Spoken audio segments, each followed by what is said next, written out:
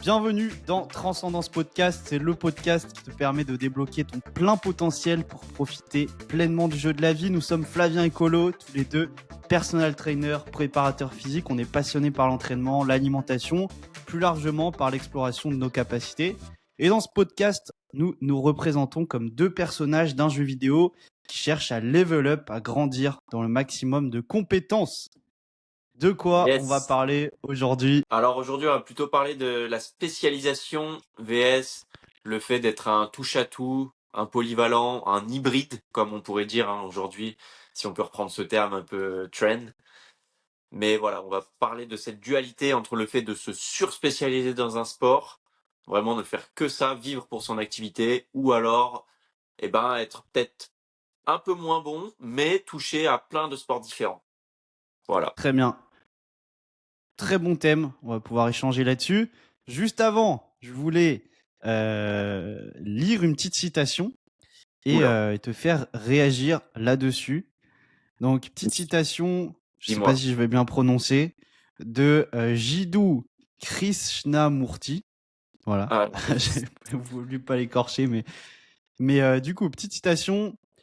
Donc, je cite, je vous les guillemets, ce n'est pas une révolution extérieure, politique ou économique qui transformera le monde, mais une révolution intérieure, spirituelle, dans le cœur même de chaque être humain. Je te laisse réagir à ça. C'est cadeau. Ouais, putain, c'est pas préparé, hein. Y a rien de préparé, les gars. Non, mais ouais, ça fait écho au fait que y a beaucoup de gens qui sont préoccupés un peu par tout ce qui est politique, surtout en France, hein, conflits politiques, etc. Et je trouve qu'il se crée énormément d'anxiété, de nervosité par rapport à ça, quand finalement se concentrer sur soi, sur ses capacités, sur son évolution personnelle, que ce soit dans le domaine sportif, hein, ou dans plein d'autres domaines, comme on a déjà pu en parler, mais voilà, son élévation personnelle, et, c'est ce qui importe le plus au final. C'est ce qu'on peut changer, c'est ce sur quoi on a un levier actionnable, alors que tout ce qui nous entoure, notre environnement extérieur, par définition, la politique, la paix dans le monde, la guerre, etc. Bon les gars, c'est très triste, mais voilà, qu'est-ce que vous voulez y faire à votre échelle? Donc, je pense que cette citation, elle fait un petit peu écho à ça. Qu'est-ce que t'en penses? Ouais, en fait, quand tu dis qu'est-ce qu'on peut y faire à notre échelle, pour moi, pour changer justement tout ce qui va être un peu économique, politique ou autre, il faut d'abord se concentrer sur soi. D'abord, nous, on peut se changer nous-mêmes. Et ensuite, si justement, nous, on est aligné avec nos valeurs, voilà, on est bien physiquement, mentalement, d'un point de vue spirituel ou autre, tu vois, si j'élargis, et ben naturellement, tu vois, on va rayonner sur les personnes autour de nous, simplement notre entourage très propre, très proche. Ça peut être notre famille, je sais pas, notre copine ou votre copain, peu importe, vos potes proches, vous allez rayonner dessus si vous prenez soin de vous. Et après, si chaque personne prend soin d'elle, pour moi, elle va rayonner sur toutes les personnes autour d'elle et du coup améliorer après le monde de manière générale, tu vois. Si je vais très loin, tu vois, si toutes les personnes du monde prennent soin d'elles plutôt que directement s'orienter sur des choses extérieures et chercher à amener une révolution extérieure, d'abord avoir une révolution intérieure, et ben on rayonne sur toutes les personnes et les choses autour de nous. Et pour moi, le monde s'améliorera mieux de cette façon. Ouais, c'est Voilà. par son élévation personnelle qu'on aura un impact en fait sur son entourage extérieur, sans le chercher forcément, hein, sans aller essayer de convaincre les autres que toi aussi tu dois faire du sport, toi aussi tu dois mieux manger. Non, c'est simplement un peu en montrant l'exemple, hein, au final, par ses actions, ces petites actions du quotidien et qui auront un impact sur la vie personnelle de la personne, sur sa réussite financière, ses relations sociales qui seront peut-être de meilleure qualité, son aura tout simplement, son charisme, j'ai envie de te dire. Euh, voilà, il y a des personnes qui vont toujours rester un petit peu timides, renfermées sur elles, etc. Et qui, au contact de gens un peu plus tchatcheurs, j'ai envie de dire, naturellement vont plus s'ouvrir au monde. Et c'est pareil en fait, ça revient à la même chose. C'est disons, en absorbant l'énergie de quelqu'un qui travaille sur lui, qui a ses valeurs fortes, hein, et qui les maintient, naturellement, il sera plus enclin à, à absorber cette énergie et à la transmettre à son tour, et donc à avoir un impact sur notre société. Clairement, et pour moi, c'est toujours le point de départ, ça va être soi-même. Et après, si on prend soin de soi, on pourra justement avoir un impact sur ce que vous voulez, que ce soit sur l'économie, sur la politique ou sur les choses extérieures. Par exemple, on voit beaucoup de personnes dans la politique qui prennent pas soin d'elles, en tout cas, elles n'ont pas l'air. Et du coup, directement, après, ça impacte toutes leurs actions et elles rayonnent pas forcément autour d'elles, quoi. Ça, Voilà. ça me Donc ça me fait simplement, penser, pour la petite anecdote, là, je suis au Japon, du coup, et ici, c'est vraiment le collectif qui passe avant l'individuel. Dans le sens, les Japonais vont toujours se demander, ok, mais si je fais cette action, quelles répercussions ça va avoir sur mon prochain? Quelles répercussions ça va avoir sur mon voisin ou sur un autre automobiliste, par exemple, en voiture? Et c'est pour ça que, bon, c'est peut-être un peu trop poussé à l'extrême, hein, selon moi. Mais c'est intéressant d'être confronté à ça, pour se rendre compte, en fait, que tout a un impact. Toutes nos actions ont un impact, d'une manière ou d'une autre, sur notre environnement extérieur. Euh, un exemple, jeter son papier plastique par la voiture, ben c'est d'une manière ou d'une autre penser au collectif, parce que c'est quelqu'un d'autre qui va le ramasser. Non, c'est un mauvais exemple que j'ai donné, parce que j'ai un meilleur exemple là. C'est Là, j'étais en workaway, du coup, chez Workaway, donc je vivais chez quelqu'un contre la nourriture et le logement. Et en jetant ma boîte de thon vide à la poubelle, j'ai pas pensé à la nettoyer, à la passer sous l'eau avant, et je me suis fait engueuler, je me suis fait pourrir, vraiment, parce que j'ai oublié de nettoyer ma boîte de thon.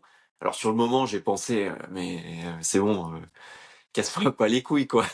Enfin voilà. Et après qu'elle m'ait expliqué pourquoi c'était important de le faire, penser derrière à la chaîne de travail qui va avoir à faire à cette boîte de thon. Donc, qui va devoir la nettoyer, qui va devoir la compacter pour en faire éventuellement du recyclage, un autre objet, etc.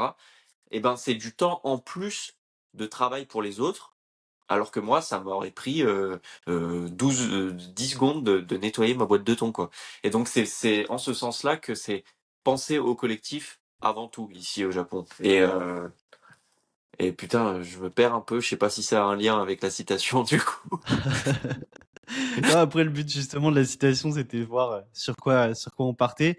Mais en gros, la citation, c'était plutôt que directement chercher à faire des révolutions extérieures, hein, politiques, économiques ou autres, pour transformer le monde. C'était simplement d'abord s'attarder sur soi, voir ce qu'on peut changer sur soi-même, ensuite sur son environnement très proche, pour pouvoir créer des révolutions. Parce que je trouve, Ouais. en tout cas personnellement, que trop de personnes vont essayer d'agir sur des choses très très éloignées, alors que simplement en travaillant sur soi-même, en se transformant soi-même, dans un premier temps, on va avoir un grand impact sur les personnes autour de nous, qui à leur tour vont avoir un impact sur les autres personnes autour de nous. Par exemple, vous rentrez dans une pièce où vous êtes, vous avez passé une mauvaise journée, vous rentrez dans une pièce, je sais pas, un membre de votre famille dégage vraiment une énergie hyper positive, il est hyper heureux, souriant, etc.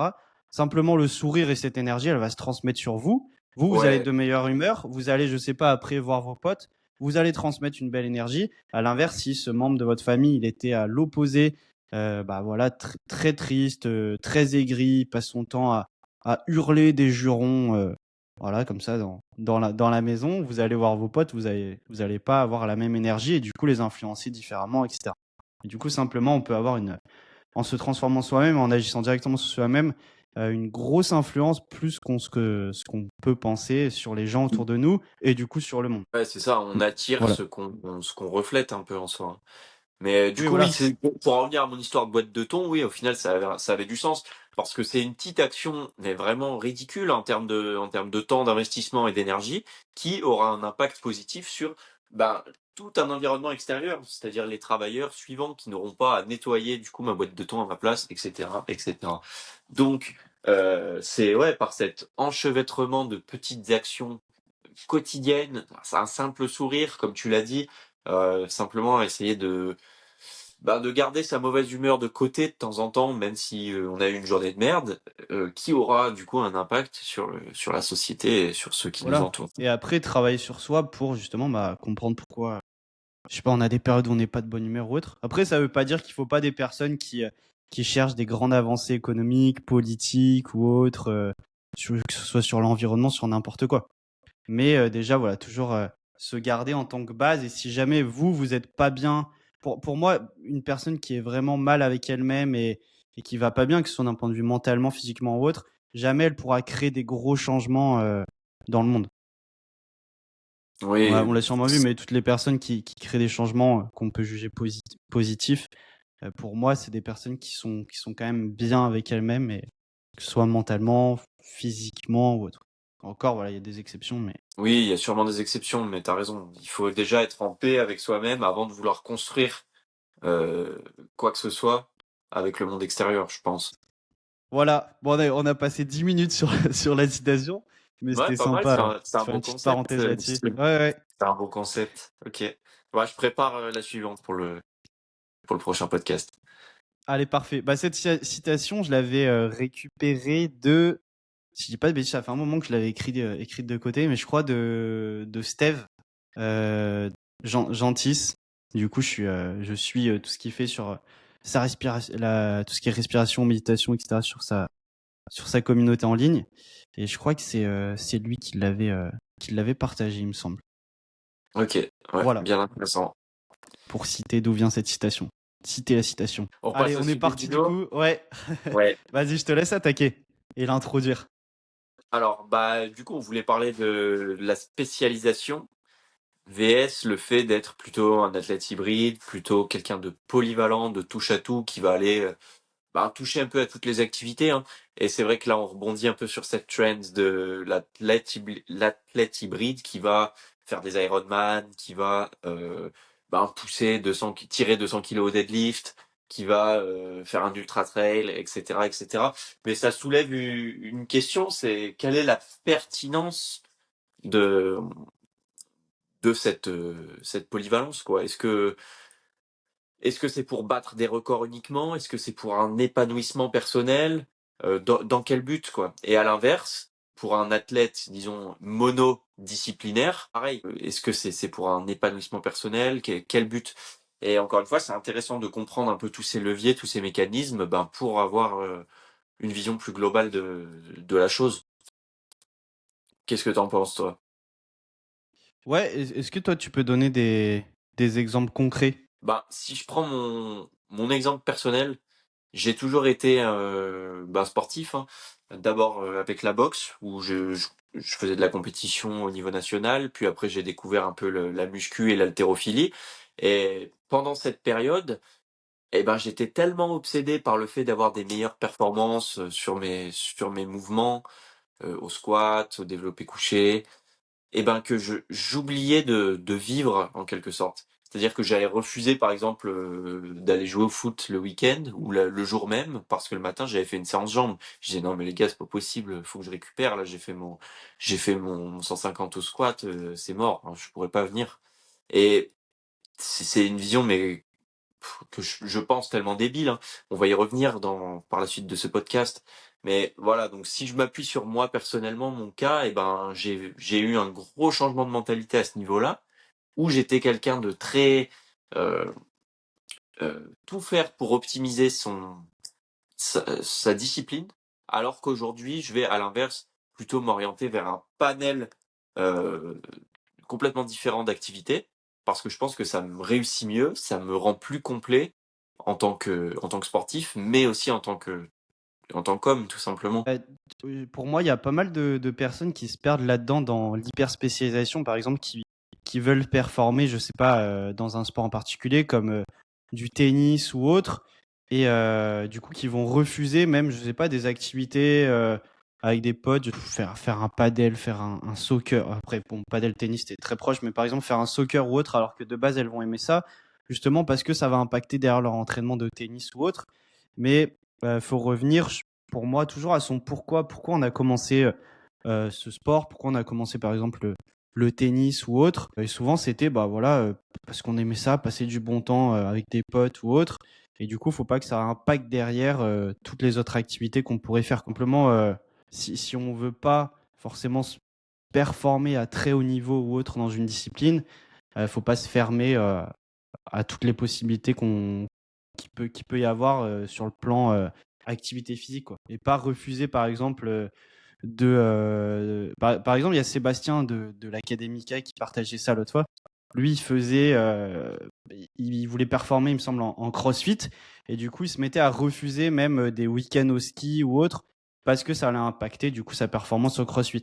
Et du coup, il est revenu après à pourquoi lui, il avait commencé le CrossFit ou autre. Et c'était justement pour être complet, pour pouvoir être bien dans la vie de tous les jours. Et du coup, être bien, par exemple, quand il fait un soccer avec ses potes, quand il fait du ski haute le week-end. Et du coup, il s'était dit, bah non, mais en fait, c'est débile de refuser le ski pour performer en crossfit, parce que de base, moi, je fais du crossfit pour essayer d'être justement complet, hybride, polyvalent et pouvoir utiliser mon corps dans plein d'activités et profiter de la vie, tout simplement, quoi. Donc voilà. L'hyperspécialisation, ça te ferme aussi des portes et revenir à son pourquoi, c'est important. Après, certains, ils veulent vraiment performer dans une chose, et ça, c'est OK. Ça demande du coup des sacrifices et de sacrifier bah, certaines activités à côté ou autres. Ouais, donc le pourquoi est hyper important dans ce contexte-là. Et ça me fait penser aussi aux powerlifters qui s'enferment un peu dans une discipline que je pense n'est pas réellement saine d'un point de vue santé. Euh, Dans le sens où si tu ne fais que du powerlifting et que tu t'enfermes là-dedans sans passer par la case faire du cardio, hein. Il y a énormément de powerlifters qui se refusent à faire toute autre forme de mouvement ou d'activité physique. Et ben c'est quelque chose qui est délétère plus que positif au final, et on va se retrouver un peu dans ce mythe de l'athlète sédentaire, j'ai envie de dire. C'est-à-dire le gars qui va aller à la salle peut-être 6 fois par semaine, mais qui, au-delà de la salle, n'a absolument aucune activité physique, une capacité de mouvement qui sera limitée également. Alors d'accord, au niveau des articulaires, des mobilités sur les mouvements spécifiques, type coucher, squat, deadlift, la mobilité sera bonne, etc. Mais dès qu'on va demander un mouvement un petit peu plus complexe, qui demande de la rotation dans différents plans du mouvement, et ben on se rend compte que voilà, cette personne aura perdu beaucoup de sa synchronicité musculaire, sa coordination musculaire. Euh, voilà, je pense vraiment que on a aujourd'hui l'émergence de disciplines multidisciplinaires, le MMA, le CrossFit, la mode de l'athlète hybride, etc. Et je pense honnêtement que c'est une très bonne chose parce que on est en train de créer des humains plus complets dans leur discipline. Mais qui dit plus complet dans une discipline, je pense, dit aussi plus complet ou plus curieux, du moins, dans la vie de tous les jours. Et donc, potentiellement, des gens plus intéressants, plus ouverts. Euh, Après, peut-être que là, je philosophe un peu, mais qu'est-ce que t'en penses de ça, le fait d'être confronté à des individus qui, par le fait qu'ils sont pluridisciplinaires, auront potentiellement une ouverture d'esprit plus grande.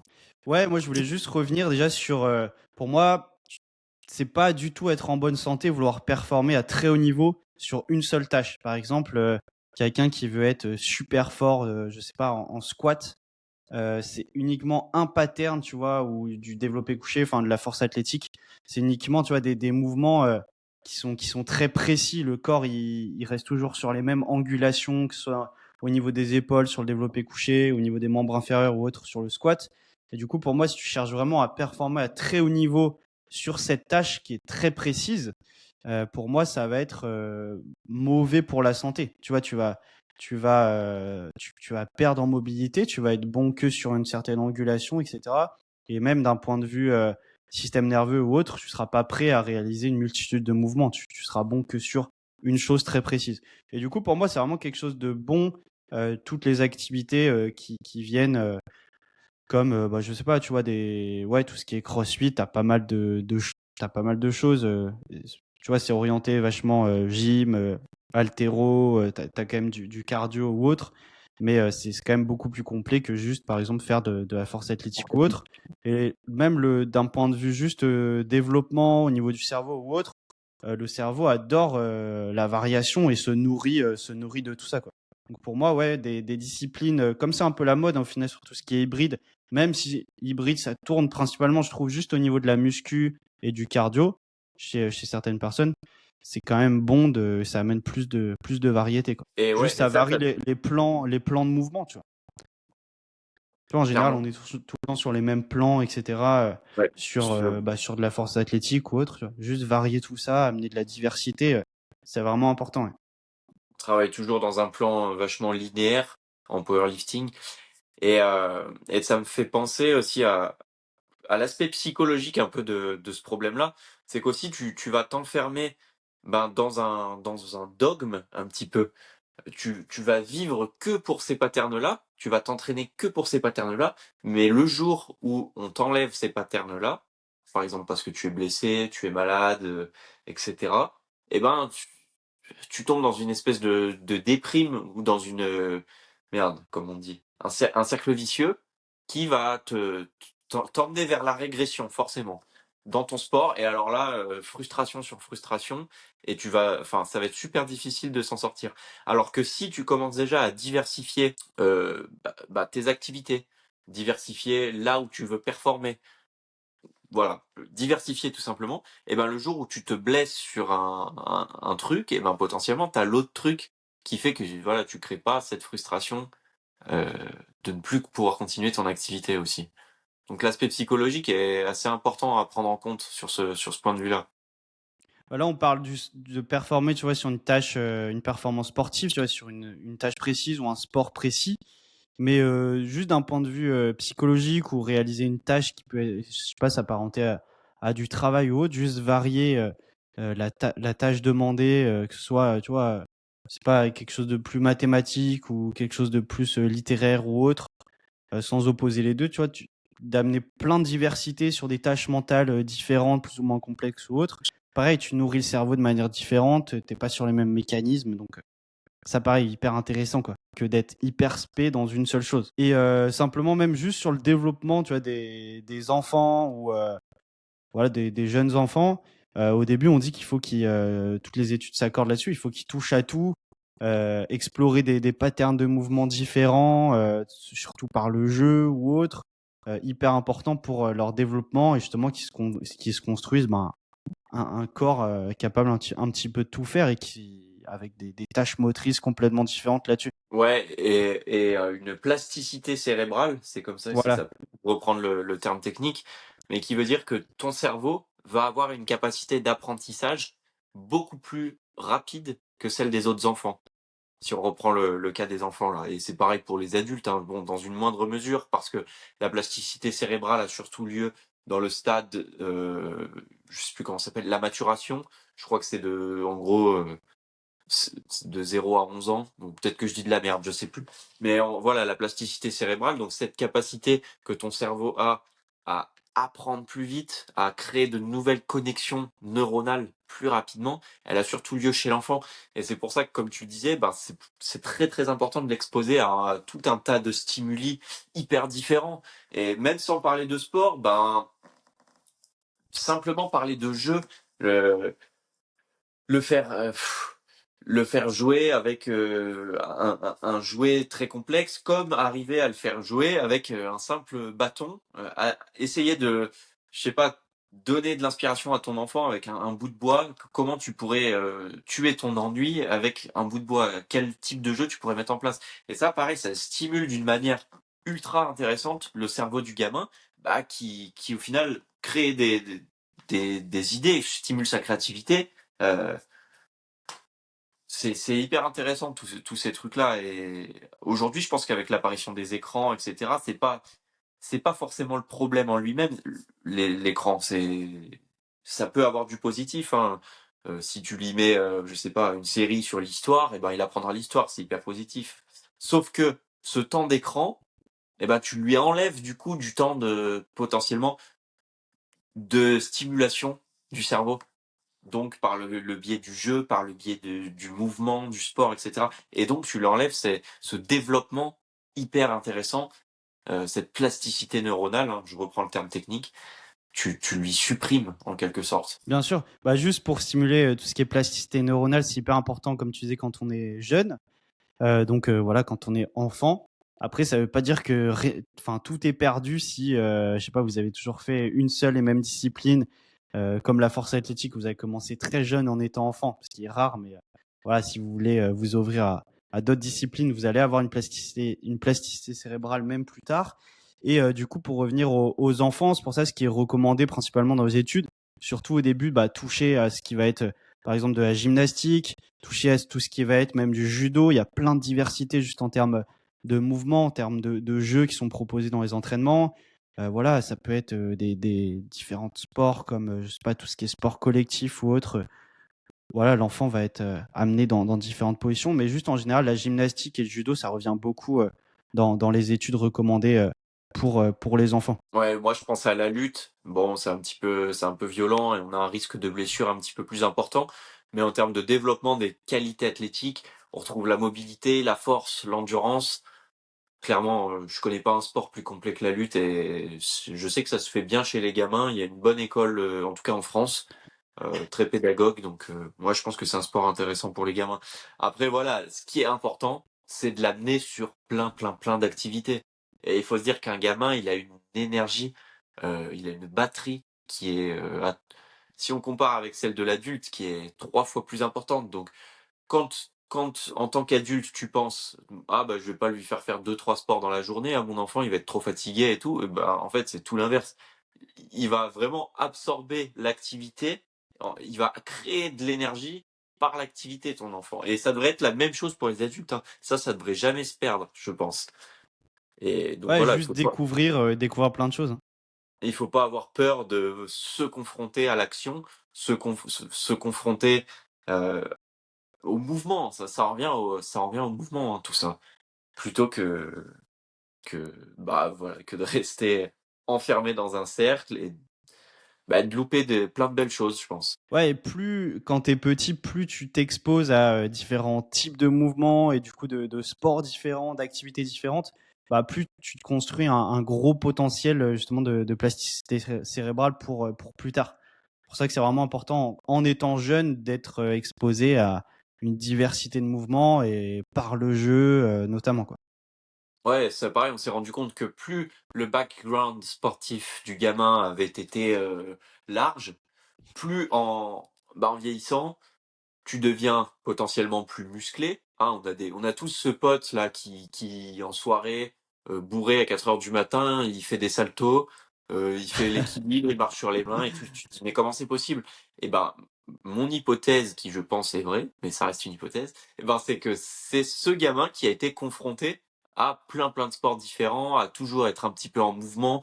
Bon voilà, après il y a d'autres facteurs qui rentrent en jeu. Si tu as des parents qui tout le temps te disent: «Ah non, fais pas ça, fais pas ci, fais pas ça», bah, le gamin il va rien faire et voilà, il a il atteint pas son plein potentiel, mais voilà, ça c'est un autre sujet. En général, Non. ceux qui ont fait de la gym, Ouais, même très jeunes, hein, ouais, tout ce qui est c'est pas baby vrai. gym ou autre, ils sont vachement forts, que C'est ce vraiment soit au sol, ils sont à l'aise, que ce soit sur tout ce qui est suspension, grimper ou autre.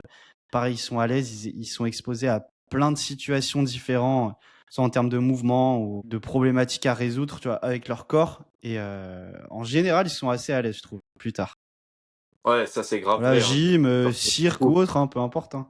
Ouais, le cirque aussi, c'est un super sport. C'est Ouais. un super sport, et encore une fois, pourquoi on dit que c'est un super sport? Parce que dans la gym, dans le cirque, tu es confronté à plein de situations différentes.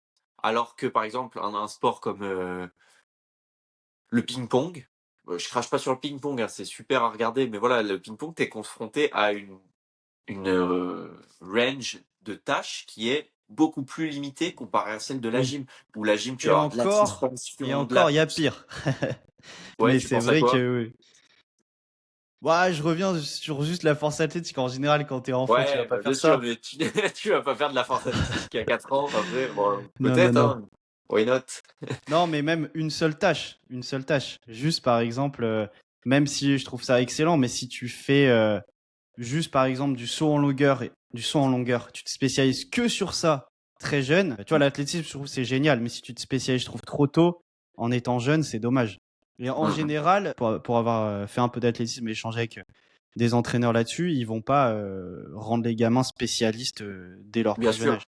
Au Ouais, début, ouais, bien justement, même sûr. sur les compétitions que je faisais en étant jeune, on était obligé, il me semble qu'on était obligé de faire justement la compétition sur plusieurs disciplines. Donc, on avait une discipline plus d'endurance. Bon, là, quand on était jeune, c'était 1000 mètres.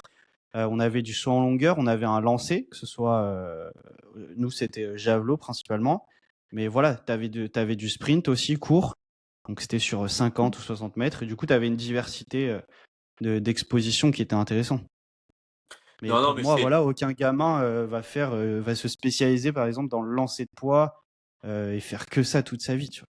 Enfin, chez, voilà, c'est dommage pour tout ce qu'on a dit. chez l'enfant, c'est plutôt bien connu et on a des entraîneurs qui ont conscience de ça, que l'ultra spécialisation pour l'enfant est assez mauvaise. Par contre, ce dont on a moins conscience, c'est qu'en vieillissant, ben, ce principe, il reste le même. Et je comprends pas pourquoi on perd en vieillissant cette envie, cette curiosité d'aller vers d'autres activités et de tester des choses sur soi, sur son corps, de tester ses limites en se confrontant à des épreuves diverses et variées. C'est vrai que alors que c'est connu que chez l'enfant c'est mauvais quoi. Je comprends Oui. pas d'où ça Après, vient. naturellement, même l'enfant, il aura pas envie de faire qu'une seule tâche, hein, enfin qu'une seule chose très précise. Ouais. Mais l'adulte, pourquoi l'adulte devient ultra spécifique? Ouais, C'est une certains bonne deviennent question. ultra spécifiques.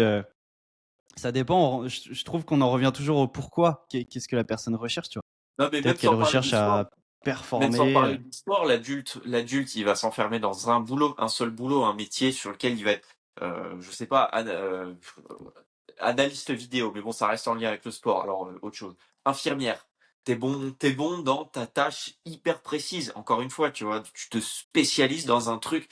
Et Après, encore, tu vois, pourquoi? il y a des métiers où tu as plus ou moins de tâches. Tu vois, infirmière, je pense, j'ai jamais été infirmier. Je pense que tu es exposé à pas mal de situations encore différentes, mais c'est au sein, oui, du même métier. Voilà, Mais c'est sûr ouais. que tu te spécialises, oui. Après, Mais ça, tu vois, c'est très large, tu vois, comme sujet. On en revient même aux fonctions de la société, tu vois. Est-ce qu'il ouais, faut des personnes pour faire avancer la société uniquement spécialistes dans une thématique précise, ou alors, voilà, des personnes un petit peu touche à tout, tu vois. Et là, après, si tu veux, on peut partir là-dessus, hein, mais c'est plus vaste. Et tu vois, quel est l'objectif? Est-ce que, tu vois, le but, c'est faire avancer la société ou autre? Qu'est-ce qu'a avancé la société? ouais, Là, c'est on un, sort, c'est on un sort vaste après débat. un peu du sujet, C'est un vaste mais débat, mais encore. c'est vrai que c'est une question qui est hyper intéressante et je pense que c'est intéressant de se demander comment on en est venu là, alors qu'à la base, ben voilà, si on en revient au stade de l'enfant, il n'y a pas besoin d'avoir fait des grandes études scientifiques pour voir que l'enfant est un être qui est pluridisciplinaire, qui s'oriente vers plein de choses en même temps. Alors pourquoi, clairement, en devenant adulte, eh ben, on se renferme, c'est un entonnoir en fait, on se renferme sur un truc. Ça, c'est bon, c'est l'évolution de la société et tout qui explique cela, hein, mais voilà, bon, c'est petite digression, je trouve que c'est intéressant de se poser la question. Ouais, ouais, ouais, ouais. Très bien, très bien. Il y a une citation, j'arrive pas à la retrouver, qui dit que un homme doit être capable de ça, tu vois, avec. Je sais pas si tu as déjà entendu cette citation. Ouais, je sais Je pas. sais plus de qui elle est, mais ouais, bon, bref, du coup. Peut-être que ça me reviendra. Ouais. Mais du coup, ouais, pour en revenir un peu au sujet, avec l'émergence de ce truc-là, les athlètes hybrides, etc. Bon, j'aime pas forcément ce terme parce qu'il y a beaucoup de monde qui surfe là-dessus, hein, sous prétexte qu'ils font une course à pied le dimanche et 3 entraînements de muscu par semaine. Nous, le message qu'on voulait faire passer un peu au-delà de ça, c'est simplement plus de mouvement, sans parler même de diversifier vos activités physiques, plus de mouvement. Si vous êtes dans le truc muscu ou powerlifting, très bien, restez là-dedans, mais il y a d'autres choses à faire. Je veux dire, il y a la calisthénie, il y a le street lifting, aujourd'hui, il y a tellement de disciplines diverses et variées que allez voir autre chose. Si votre truc c'est la muscu, si votre truc c'est pousser des poids ou améliorer votre physique, restez pas enfermé dans un dogme et s'il vous plaît, allez voir ce qui se fait un peu ailleurs, rien que pour votre santé mentale, mais voilà, pour casser votre ennui aussi, parce que des fois, moi j'ai été confronté à des clients qui limite m'auraient reproché euh, de les emmener trop vers autre chose, tu vois. Mais en fait, c'est juste pour te casser des barrières mentales. Au bout d'un moment, tu progresses plus. Pourquoi? Parce que tu fais toujours la même chose et que tu veux pas en sortir. Ça, je suis persuadé que c'est mental. À un moment donné, si tu ne progresses plus, c'est que t'es pas heureux dans ton activité. Il faut que tu ailles voir ailleurs. Et ça veut pas dire si tu fais du powerlifting, d'aller du jour au lendemain passer à faire du crossfit, tu vois, il y a autre chose, il y a d'autres étapes avant. Si tu fais du squat, ben, je sais pas, déjà, casse un peu le pattern de squat, je sais pas, essaie de le latéraliser. Alors, teste un Zercher squat, par exemple, ou teste un Cossack squat. Enfin, tu vois, tu restes sur le même pattern, mais simplement, tu intègres de la variabilité de mouvement. Et ça, c'est une manière de briser un peu cette Oui, surspécialisation. déjà, ouais, juste en avoir conscience, parce qu'après, il y a des personnes qui sont très OK et qui recherchent à performer que sur une tâche précise, genre la force athlétique, tu vois. Et là-dessus, en soi, pour moi, il n'y a pas de souci si la personne en a conscience tu vois, de tout ce qu'on a dit et que vraiment elle cherche à performer là-dedans. Pour moi, c'est OK, tu vois. Ça dépend. Ça dépend. Mais c'est vrai qu'il y en a Ouais, qui restent enfermés dedans avec des barrières mentales. Après, encore c'est une comme tu fois, dis, ouais, tu dis pas de passer de la force athlétique aux fléchettes, tu vois, de tout lâcher pour les fléchettes. C'est un exemple, là, j'ai raconté les fléchettes. C'est très bien. Mais voilà. Tant que la personne en a conscience de tout ça et fait des choix conscients et il n'en souffre pas de faire qu'une tâche très précise, pour moi, c'est OK. préparation physique fléchette, tu mets du squat ou tu mets pas de squat? Ah, ça dépend si c'est fléchette, fléchette avec alcool ou sans alcool, tu vois. Pour en revenir au sujet, c'est vrai que bah tu l'as dit au début, hein, tout dépend du pourquoi. C'est clair que un athlète à très haut niveau, je sais pas, un Cédric Doumbé en kickboxing ou un Conor McGregor à l'UFC, tu vas pas lui dire spécialise-toi. Non, les mecs c'est les meilleurs. Ils ont fait énormément de sacrifices pour en arriver là où ils sont aujourd'hui. Mais voilà, c'est pose-toi les bonnes questions dès le début vers où tu veux aller avec ton activité physique. Est-ce que tu as conscience de tes capacités? Est-ce que tu vas y arriver? Comment tu te visualises? Alors vas-y. Si tu penses que tu es le futur champion, vas-y à 200%. Mais si ton objectif c'est la longévité, euh, vieillir en bonne santé, ça revient au même, perdre du poids, prendre du muscle, même prendre du muscle, même prendre du muscle. Il n'y a pas que la muscu pour prendre du muscle, bien au contraire. Bien au contraire. En venant, je sais pas, faire plusieurs activités physiques, de la course à pied en complément, tu augmentes ton métabolisme, euh, potentiellement tes angulations articulaires aussi, et donc tu recrutes mieux tes muscles parce que tu as Bien accès à sûr, plus de ouais. fibres. Donc voilà, Tu tout prends revient. quelqu'un de la muscu, juste tu lui fais faire du sprint, ouais, en soi qui reste un effort très intense, tu vois. Tu peux avoir une super hypertrophie juste sur les membres inférieurs, tu vois. Voilà. C'était juste la petite parenthèse. Non, mais ouais, c'est sûr que conclusion, l'hyperspécialisation, c'est pas bon. Que ce soit pour un enfant ou même pour un adulte en vieillissant. Je pense que voilà. En fait, pour être honnête, tout à fait honnête avec notre audience, c'est moi qui ai eu l'idée de ce sujet aujourd'hui. Pourquoi? Parce que je suis tombé sur une vidéo d'Ido Portal tout à l'heure. Et ça faisait un petit moment que j'étais pas tombé sur ces vidéos, que j'avais pas regardé ce qu'il faisait.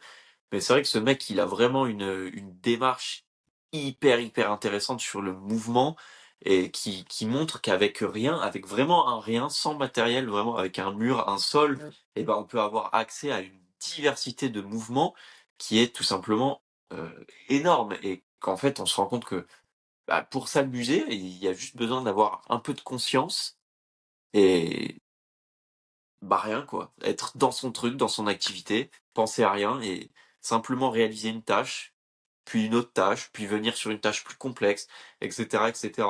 Et Ouais, pour voilà. en revenir à Ido Portal, tu vois, souvent on cherche à mettre des mots sur des mouvements et tout. Tu regardes par exemple des vidéos de ce qu'il fait ou de certains danseurs.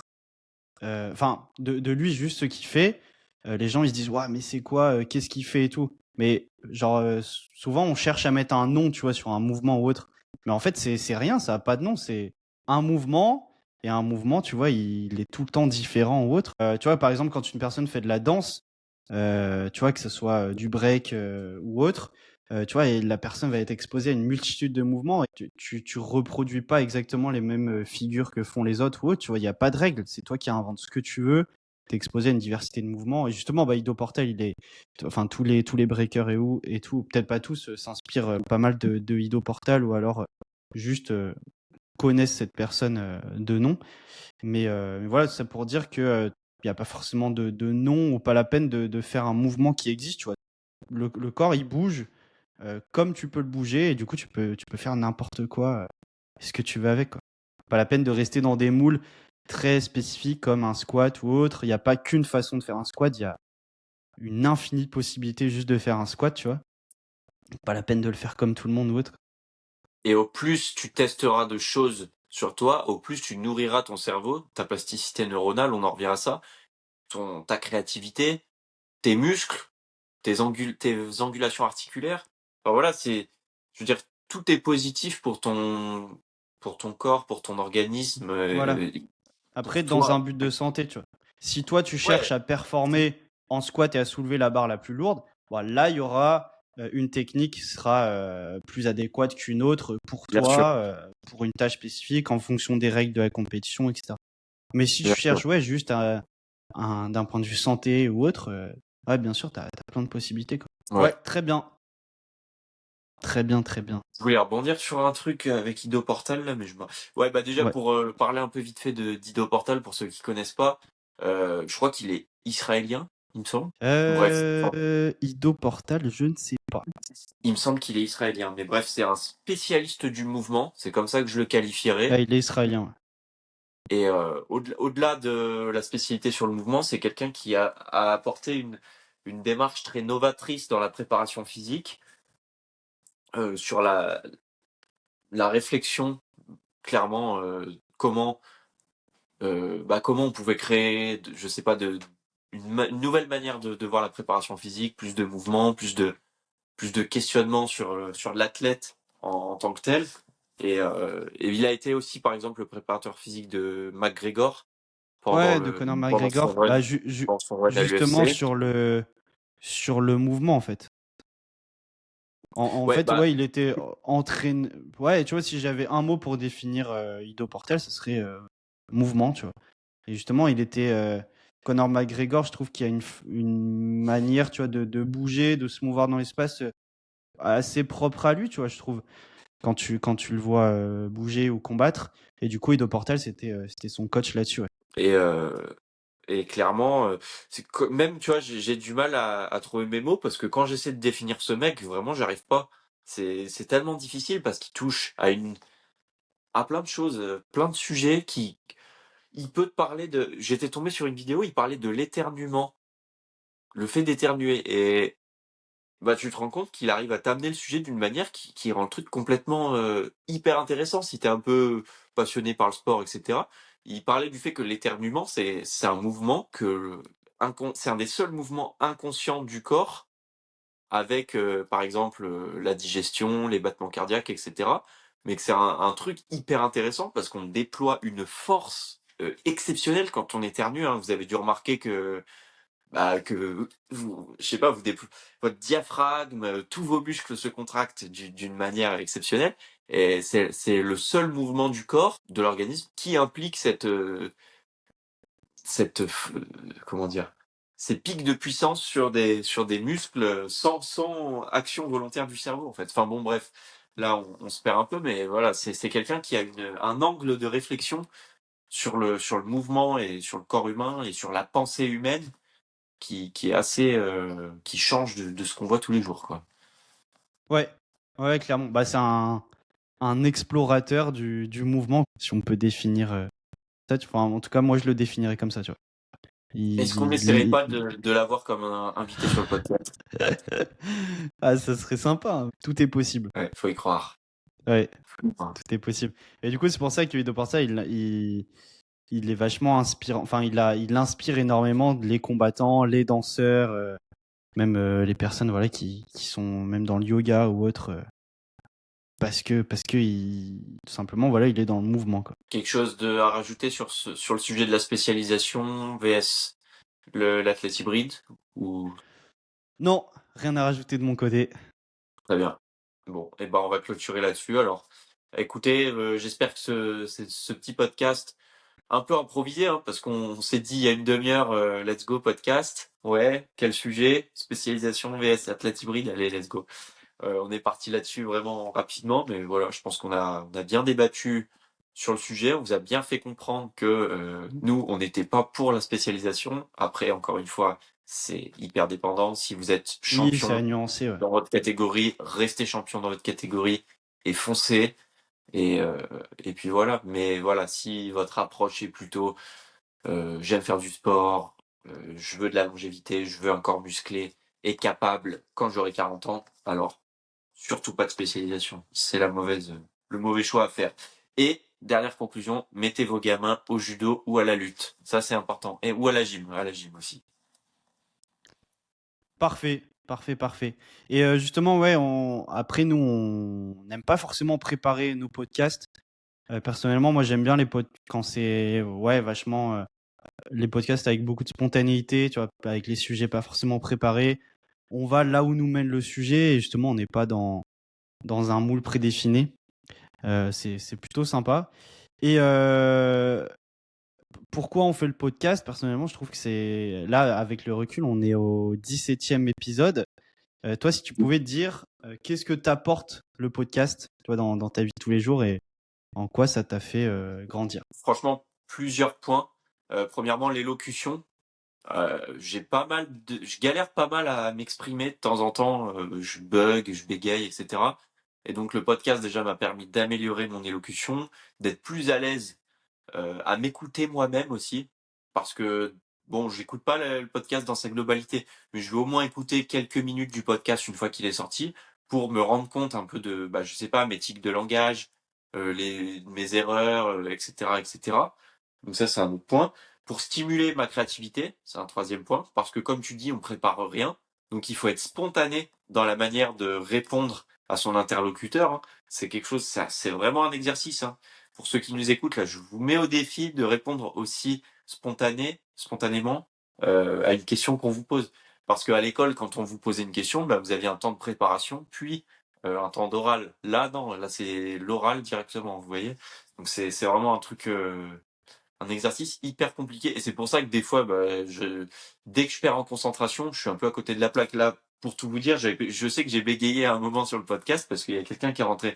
Je vis pas tout seul là où je suis. Il y a quelqu'un qui est rentré dans la pièce. Du coup, j'ai perdu 2 secondes de concentration et je me suis rendu compte que j'ai bégayé. J'ai dit de la merde en fait. Mais parce que voilà, il faut être tout le temps concentré, etc. Donc un quatrième point, c'est travailler sur sa concentration, travailler sur son attention, etc. Enfin voilà, on se rend compte que cet exercice du podcast, il est vraiment, vraiment bénéfique. Et plutôt que de se dire, bah, on perd 1 heure à faire un truc pour avoir, je sais pas combien d'écoutes, pas beaucoup, hein, on fait ça on gagne absolument rien, pas d'argent, ni quoi que ce soit à faire ça. Si on fait 50 vues par podcast à chaque fois, c'est le bout du monde. Mais pour tous les bénéfices que ça nous amène personnellement, je pense que c'est pour ça qu'on continue à faire ce podcast aujourd'hui. Ouais, voilà, sur tous les épisodes qu'on a fait, là, pour donner même un peu au niveau des vues, on est à 537 actuellement. Donc voilà, il y a 41 personnes qui nous suivent régulièrement. Donc nous, on est très contents. Et ouais, sur les points positifs, moi, si je devais citer, tu vois, trois points positifs, en tout cas, que ça amène le podcast, bah, l'éloquence, comme tu dis, ça permet vraiment de synthétiser ses idées. Et personnellement, ça m'a bien permis d'améliorer mon éloquence. Tu vois, c'est quelque chose, je suis pas forcément à l'aise ou autre à l'oral. C'est vraiment un très bon exercice là-dessus. Réfléchir rapidement et organiser et synthétiser ses idées. Je trouve que c'est vraiment puissant pour ça le podcast. Et puis voilà, donner son point de vue sur un sujet. Des fois, on n'a pas forcément d'idée sur un sujet, on n'a pas forcément de point de vue ou autre. Ben juste voilà, réfléchir même rapidement ou autre, ouais, quand on se pose des questions, synthétiser rapidement nos idées mentalement, c'est vraiment puissant pour ça, le podcast. Et juste pour revenir sur la spécialisation, donc j'ai retrouvé la citation que je cherchais. Donc j'ouvre les guillemets, nouvelle citation, alors comme ça j'ai commencé le podcast avec une citation, je finis avec une autre.